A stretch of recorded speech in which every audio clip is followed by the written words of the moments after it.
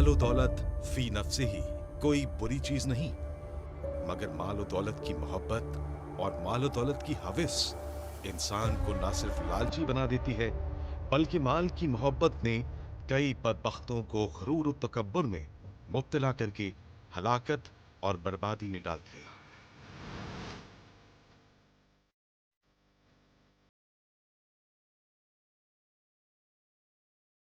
तारीख इंसानी में ऐसे बेशुमार लोग गुजरे हैं कि जिन्होंने दौलत के नशे में आकर अल्लाह ताला की आयतों को छुटलाया, नाफरमानी के मुर्तकिब हुए और अंबिया और पैगंबरों की तालीमात से मुंह मोड़कर अजाब इलाही का शिकार हुए। अल्लाह ताला ने कुरान में ऐसे नाफरमानों, सरकशों और बदबख्तों का जिक्र फरमाकर रहती दुनिया तक के लिए निशान इबरत बना दिया। दुनिया का बदबख्त तरीन इंसान शद्दाद, कि जिसने दौलत के नशे में आकर अल्लाह की आयतों को झुटलाया और पैगंबर की दावत को रद्द कर दिया, और जिद में आकर उस बदबख्त शद्दाद ने दुनिया में ही अपनी जन्नत बनाई, तो अल्लाह ताला ने उसके गुरूर और तकब्बुर के नतीजे में ऐसी इबरतनाक सजा दी कि वो अपनी जन्नत में कदम तक ना रख सका। और अल्लाह ताला ने उसे इसकी जन्नत और उसके गुरूर के साथ खाक में मिला दिया। शद्दाद का ताल्लुक कौम आद से था और ये आद के दो बेटों में से छोटा बेटा था। शद्दाद एक जालिम, जाबिर, मगरूर और ऐश पसंद इंसान था। उसने माल और दौलत के जोर पर बहुत बड़ी हुकूमत कायम कर रखी थी।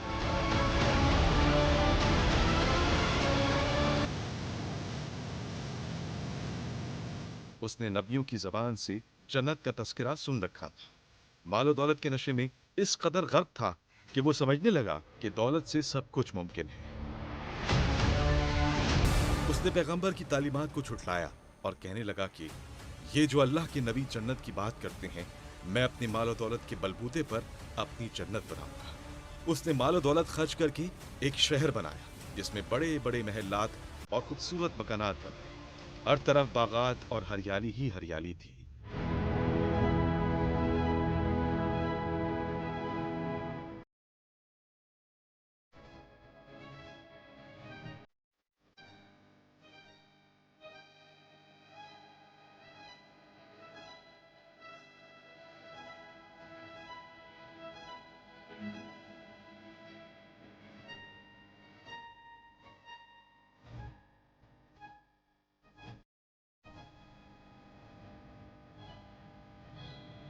फलों से लदे हुए दरख्त थे, किस्म किस्म की दिलकश नहरें भी थी।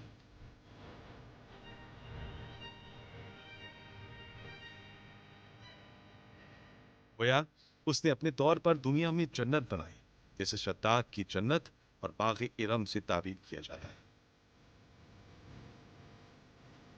हज़रत हूद अलैहिस्सलाम ने जब शद्दाद को अल्लाह की इबादत की दावत दी और पैगाम भेजा, तो उसने तकब्बुर से जवाब दिया कि मुझे अल्लाह और उसकी जन्नत की कोई हाजत नहीं। तुम मुझे जन्नत की दावत देते हो, ऐसी बहुत सारी जन्नतें मैं बना सकता हूँ। जब शद्दाद ने अपनी जन्नत बना ली, तो वो अय्यान सल्तनत और पूरे लाओ लश्कर के साथ अपनी जन्नत को देखने जा रहा था कि अल्लाह ताला ने इस्राईल अलैहिस्सलाम को हुक्म दिया कि शद्दाद की रूह कब्ज़। जिस वक्त शद्दाद अपने घोड़े से उतरकर अपनी जन्नत में कदम रखने लगा, ऐन उसी वक्त हजरत इस्राईल अलैहिस्सलाम ने उसकी रूह को उस हाल में ही कब्ज किया कि उसका एक पैर घोड़े की रकाब में था और दूसरा जमीन पर रखने के लिए हवा में था, कि उसकी रूह कब्ज कर ली गई। और अल्लाह ताला ने इस जमीन को हुक्म दिया कि वो शद्दाद की जन्नत को अपने अंदर जज्ब कर ले, तो फौरन जमीन से अपना पेट खोला और शद्दाद की जन्नत जमीन में दफन हो।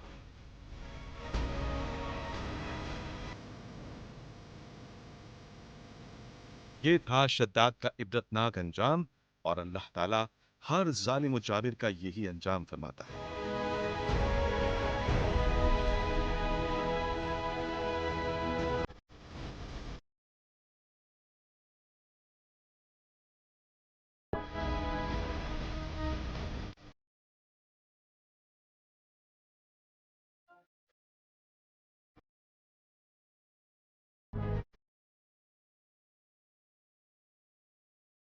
رشتے میں تو قارون حضرت موسیٰ علیہ السلام کا چچا زاد بھائی تھا اور دیکھنے میں خوبرو اور وجیح شخص تھا. عادت اور اخلاق میں بھی بہتر تھا. ملنسار بھی تھا. اور سب سے بڑھ کر یہ کہ توریت کا بہت بڑا عالم بھی تھا.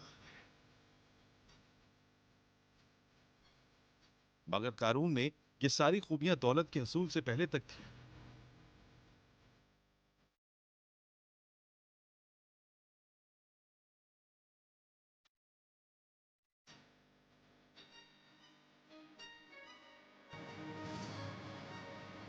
جیسے ہی دولت ملی اس کے رویے میں تبدیلی آئی. قارون کو اللہ تعالیٰ نے ایسی قابلیت عطا فرمائی بہت جلد مالدار.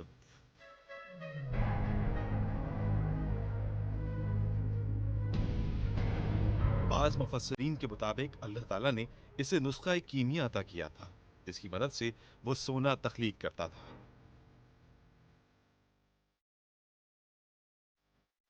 اور اسی صلاحیت کے سبب یکا یک مالدار ہو.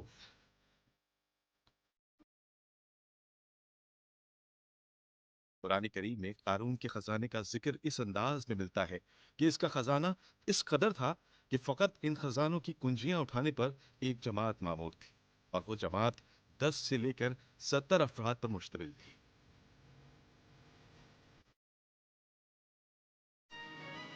جب چابیاں اٹھانے والے افراد اتنے زیادہ تھے تو پھر خزانے کا عالم کیا.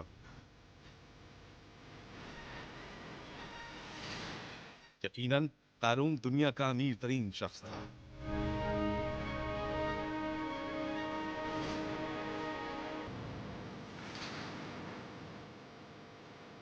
اور قارون کے پاس جو جو دولت بڑھتی گئی اس کا رویہ بھی بدل گیا. اس کے اندر غرور و تکبر پیدا ہو گیا. حضرت موسیٰ علیہ السلام کا امتی ہونے کے باوجود اس نے حضرت موسیٰ علیہ السلام کی اطاعت کرنے سے بھی انکار کر دیا بلکہ فرعون کی طرح حضرت موسیٰ علیہ السلام کا سب سے بڑا دشمن بن گیا.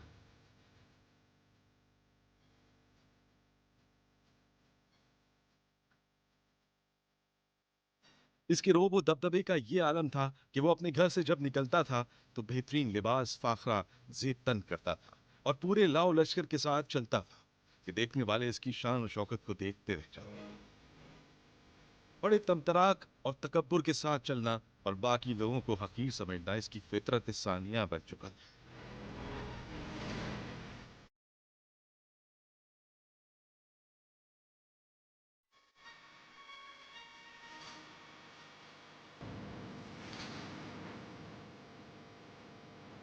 حضرت موسیٰ علیہ السلام نے فرمایا کہ اترانے والوں کو اللہ پسند نہیں کرتا اور جو مال تجھے اللہ نے عطا کیا ہے اسے اللہ کی راہ میں خرچ کر. مگر اس نے انکار کر دیا اور کہا کہ مفت میں تم کو مال کیوں دے دوں جو میں نے اپنی محنت سے کمایا. یہ تھی قارون کی دو بڑی غلطیاں. پہلی تکبر کرنا جو اللہ کو بالکل پسند نہیں اور دوسری بڑی غلطی اللہ کے نبی سے دشمنی کرنا. یقیناً یہ دونوں باتیں عذاب الہی کو دعوت دے رہی ہیں. حضرت موسیٰ علیہ السلام کے سمجھانے کے باوجود جب وہ باز نہ آیا تو اللہ کے نبی نے قارون کے لیے بد دعا کی. اس کے نتیجے میں اسی وقت قارون اور اس کے خاص ساتھی زمین میں دھس گئے اور قارون کے ساتھ اس کی دولت اور وہ سارا خزانہ بھی اس کے محل سمیت زمین میں دھسنے لگا.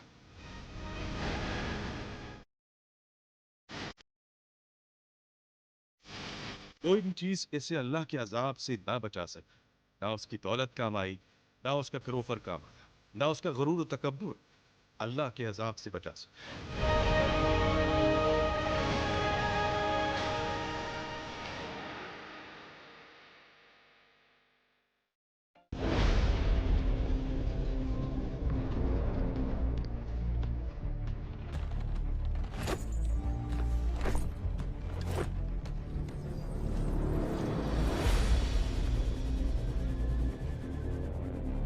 غرور و تکبر اور طاقت کا نشہ انسان کو اس قدر اندھا کر دیتا ہے کہ وہ اپنی حیثیت کو بھول جاتا ہے.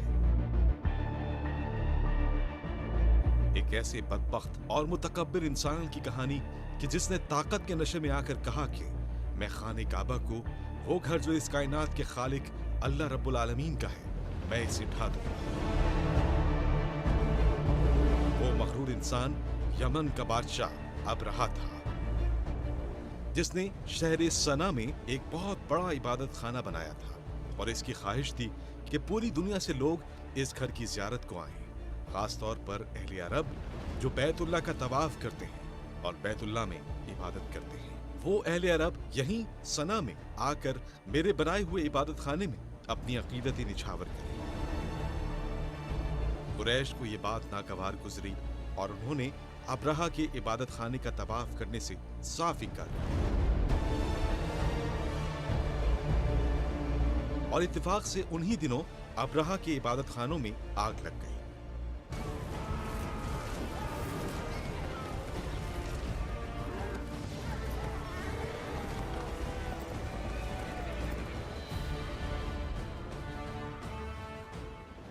जिसकी वजह से वो बड़ा तैश में आया और कसम खाई कि वो काबा मुअज़्ज़मा को नीस्तो नाबूद कर देगा।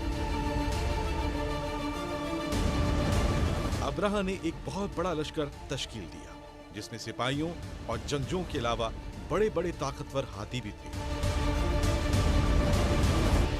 अबरहा ने पहले मक्का वालों पर चढ़ाई की और उनके माल मवेशी और ऊंट अपने कब्जे में कर लिए।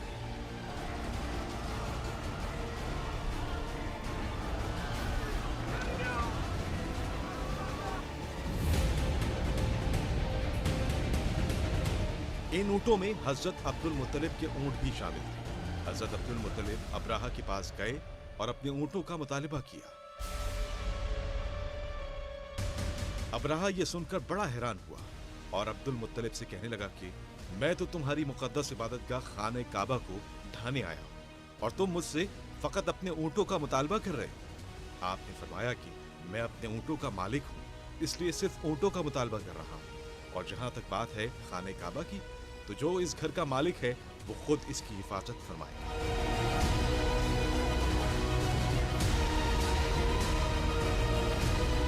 सुनकर अबरहा ने अब्दुल मुत्तलिब के ऊँट वापस कर दिए। हजरत अब्दुल मुत्तलिब अपने ऊँट लेकर कुरैश के पास गए और उनसे कहा कि तुम पहाड़ों की घाटियों और चोटियों पर पनाह गुज़ीन हो जाओ। और खुद हजरत अब्दुल मुत्तलिब ने काबे का दरवाजा पकड़कर बारगाह इलाही में रो रो कर काबे की हिफाजत की, दुआ मांगी।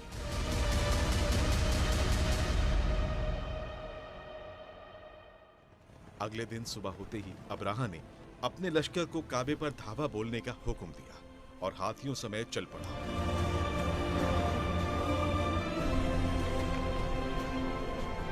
इतने में अल्लाह ताला ने समंदर की जानिब से परिंदों का झुंड भेज दिया।